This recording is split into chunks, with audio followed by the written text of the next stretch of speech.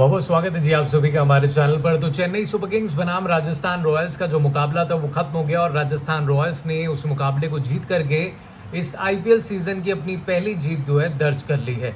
भाई राजस्थान रॉयल्स के लिए तो इस मैच में बहुत सारी अच्छी चीजें हुई, लेकिन दूसरी तरफ अगर चेन्नई सुपर किंग्स की बात करें तो एक बड़ा क्वेश्चन मार्क इस सवाल पर उठता है कि क्या महेंद्र सिंह धोनी और रविंद्र जडेजा अभी भी बेस्ट स्पिनर, बेस्ट फिनिशर कहलाए जाएंगे।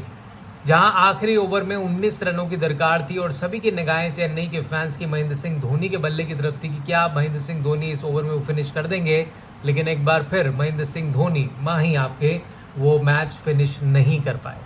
दूसरी ओर रविंद्र जडेजा को जब जब मौके मिले तो उन्होंने कुछ अच्छे शॉट्स लगाए, लेकिन वो भी फिनिश नहीं कर पाए। एक तरफ जहां महेंद्र सिंह धोनी के फैंस को जरूर निराशा लगी होगी, वहीं चेन्नई के लिए एक बड़ी बुरी खबर है क्योंकि चेन्नई सुपर किंग्स इस मैच को हार चुका है और लगातार बैक टू बैक 2 मैच उन्होंने गंवा दिए हैं। भाई चेन्नई सुपर किंग्स कब चेन्नई सुपर किंग्स अब अपनी नींद से जागेगा, क्योंकि अगर इस तरीके से मैचेस अगर आप हारते रहे तो फिर आप टूर्नामेंट की टॉप 4 टीमों में तो नहीं पहुंच पाएंगे।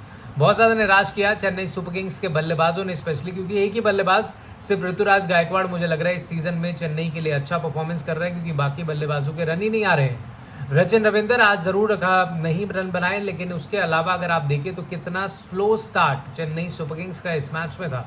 पहले 4 ओवर्स तक तो लग ही रहा था कहीं गेम में ही नहीं है। उसके बाद त्रिपाठी ने थोड़े से रन बनाए और फिर बल्लेबाजी शुरू हुई तो ऋतुराज गायकवाड़ ने अटैक किया और कहीं लगा कि शायद अब चेन्नई सुपर किंग्स गेम में वापस आ रही है, तो एक के बाद एक विकेट्स गिरते गए।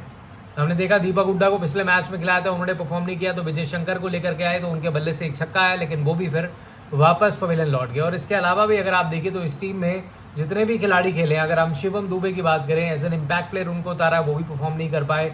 विजय शंकर के रन नहीं थे और फिर जब सभी की निगाहें रविंद्र जडेजा और महेंद्र सिंह धोनी पर थी क्योंकि इनको तो फिनिश करना था, उसमें भी अगर आप देखें सिर्फ 6 रन से ये टीम हारी है।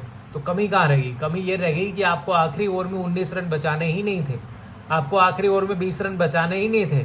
जब आपके सामने टोटल था, आपको चेज करना था, महेंद्र सिंह धोनी आ चुके थे आखिरी के 4-5 ओवर में, तो बीच में जो उन्होंने सिंगल्स लिए या कुछ डॉट बॉल्स खेली, वहां पर मुझे लगा कि प्रेशर बना और वहां से वो जो गेम का जो मोमेंटम था वो राजस्थान रॉयल्स की तरफ चला गया। लेकिन इसके लिए पूरा क्रेडिट जो है राजस्थान के गेंदबाज संदीप शर्मा को भी जाता है, क्योंकि ये वही संदीप शर्मा है आज से 2 साल पहले आपको याद होगा 2023 में बिल्कुल ऐसी कंडीशन बनी थी जब चेन्नई सुपर किंग्स बैटिंग कर रही थी, चेज कर रही थी, आखिरी ओवर में 20 चाहिए थे, महेंद्र सिंह धोनी स्ट्राइक पर थे और इधर संदीप शर्मा थे और संदीप शर्मा ने वो 20 रन डिफेंड किए थे और इस बार भी उन्होंने डिफेंड किए।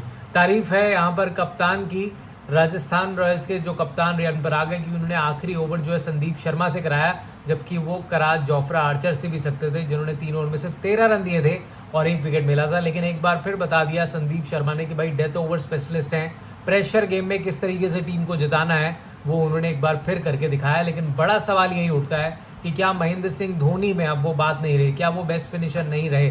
हालांकि हम बहुत ज़्यादा उनसे एक्सपेक्ट भी नहीं कर सकते क्योंकि एट द एज ऑफ 43 वो बैटिंग करने आ रहे हैं। ये ज़रूरत पड़ने की नौबत ही नहीं आनी चाहिए थी कि जब आपके जो ऊपर के बल्लेबाज हैं उन्होंने क्यों नहीं परफॉर्म किया। Same goes with Ravindra Jadeja जो कि शुरू से खेल रहे हैं आईपीएल में, हालांकि पहली उनकी टीम जो राजस्थान रॉयल्स थी, उसके बाद फिर वो चेन्नई सुपर किंग्स के साथ जुड़े। लेकिन महेंद्र सिंह धोनी पर सवाल उठते हैं कि महेंद्र सिंह धोनी वो फिनिश क्यों नहीं कर पाया। अगर पहली गेंद पर वो विकेट की जगह अगर छक्का चला जाता तो ये गेम जो है चेन्नई सुपर किंग्स के हाथों में था। लेकिन आई थिंक मैच आप 20वें ओवर में नहीं हारे हो, मैच आप पहले जो 18वां और 19वां ओवर था उसी में आप हार गए थे। जो नेट रन रेट का जो प्रेशर था वो लगातार बढ़ता जा रहा था और जो जैसे मैंने आपको बताया कि 2 ओवर में 35 रन या 39 रन चेज करना, हर ओवर में 20 रन बनाना कोई आसान काम नहीं है। और भले ही आप दुनिया के बेस्ट फिनिशर्स रहे हो पहले महेंद्र सिंह धोनी और रविंद्र जडेजा, लेकिन आई थिंक वो जो बीच में आपने डॉट बॉल्स के लिए जो सिंगल्स चलाए वहां पर कहीं ना कहीं मोमेंटम जो इधर चला गया। लेकिन आई थिंक हार का जिम्मेदार सिर्फ मैं महेंद्र सिंह धोनी और जडेजा को नहीं कहूंगा, आपका मिडिल ऑर्डर पूरी तरीके से कोलैप्स हुआ है। और एक बार फिर स्पिनर्स की चलिए, अब आप देखिए हसरंगा 4 विकेटें लेकर गए, उन्होंने पूरा मिडिल ऑर्डर जो है चेन्नई का कोलैप्स किया। इसके अलावा अगर आप चेन्नई की बात करें तो वहां पर भी नूर अहमद ने बहुत अच्छी गेंदबाजी करी, 2 विकेट उनको भी मिले। तो आई थिंक स्पिनर्स को मदद करती है और स्पिनर्स ये आईपीएल में छा भी रहे हैं। लेकिन स्पिनर्स के खिलाफ तो यार अक्सर हम देखते थे कि चेन्नई की टीम अच्छा खेलती थी, लेकिन कहीं ना कहीं वही है ना, घूम फिर के बात यही आती है कि महेंद्र सिंह धोनी क्यों नहीं फिनिश कर पाए, क्यों इतना लेट आते हैं। भाई एक चीज़ जो मुझे अच्छी लगी कि कम से कम इस मैच में ऊपर खेलने आए। इस मैच में ऊपर इसलिए कि नंबर 6 पर खेलने आए, क्योंकि पिछले मैच में नंबर 9 पर आ रहे थे, उससे पिछले मैच में नंबर 8 पर आ रहे थे। तो आई थिंक ये बहुत अच्छा हुआ। एटलीस्ट आगे मुझे लगता है चेन्नई सुपर किंग्स के लिए काम आएगा कि महेंद्र सिंह धोनी इसी तरीके से एटलीस्ट वो जिम्मेदारी समझे कि भाई जब मेरी टीम को ज़रूरत है तो मैं वहाँ पर मौजूद रहूँ। लेकिन आई थिंक ये मैच चेन्नई सुपर किंग्स को जीतना चाहिए था। पहले आपने 180 से प्लस रन बढ़वाए, वहाँ पर नीतीश राणा की ज़बरदस्त बैटिंग, 81 रन उन्होंने बनाए। उनकी टीम ने भी स्ट्रगल किया, वहाँ भी नीतीश राणा ही रन बनाने वाले थे, रियान पराग ने थोड़े रन बनाए, उनकी टीम भी स्ट्रगल कर रही थी। लेकिन चेन्नई सुपर किंग्स का मिडिल ऑर्डर पूरी तरीके से कोलैप्स हो गया। जहां पर जरूरत थी एक पार्टनरशिप लगाने की वो लगी ही नहीं, और पूरा प्रेशर जो है वो महेंद्र सिंह धोनी से पहले ऋतुराज गायकवाड़ के कंधों पर था। और जब गायकवाड़ का विकेट गिरा तो रन रेट जो थी वो और बढ़ती चली गई, और वहां से जो था मैच फिसलता चला गया। लेकिन जो आखिरी उम्मीद थी वो MS धोनी और जडेजा ही थे। और इसलिए मेरा सवाल है कि क्या अब महेंद्र सिंह धोनी और जडेजा बेस्ट फिनिशर नहीं है? क्या वो बात नहीं रही? ठीक है, वक्त के साथ अब रेगुलर क्रिकेट नहीं खेलते, साल में सिर्फ 2 महीना खेलते हो, तो बहुत ज़्यादा ब्लेम भी नहीं किया जाना चाहिए। लेकिन इस तरीके की क्रूशियल मैचेस में आपको जिताना चाहिए था, और 6 रन के मार्जिन से आप हारे हैं। तो बीच में जो आपने एक्स्ट्रा गेंदें खेली या एक बड़े हिट मिस किया, उसकी वजह से आप गेम हारी, और ये हार चुभने वाली है, क्योंकि बैक टू बैक 2 मैचों में हार मिली है। और इसी तरीके से अगर आप हारते रहे तो फिर पॉइंट्स टेबल में बहुत पिछड़ जाओगे, और टॉप 4 की रेस से भी जो है बहुत दूर चले जाओगे।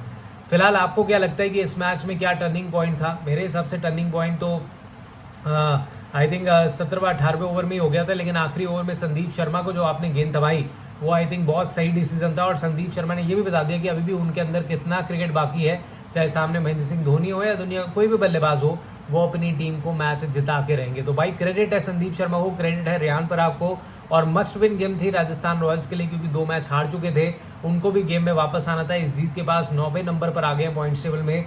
तो आई थिंक कुछ अच्छा हुआ तो कुछ बुरा हुआ, लेकिन आई थिंक चेन्नई के थिंक टैंक को सोचना होगा कि आखिर बैटिंग में वो इस तरीके से लैग कर रहे हैं। पिछला मैच आपको RCB का याद होगा, और इस मैच आपने यहाँ पर हरवाया, जो मैच जीतना चाहिए था, तो बड़ा क्वेश्चन मार्क खड़ा होता है। फिलहाल आपको कहाँ लगा कि चेन्नई सुपर किंग्स मैच हार गई? कमेंट बॉक्स में मुझे जरूर बताइएगा। अगर ये वीडियो पसंद आई तो लाइक, शेयर और चैनल को सब्सक्राइब जरूर कीजिएगा।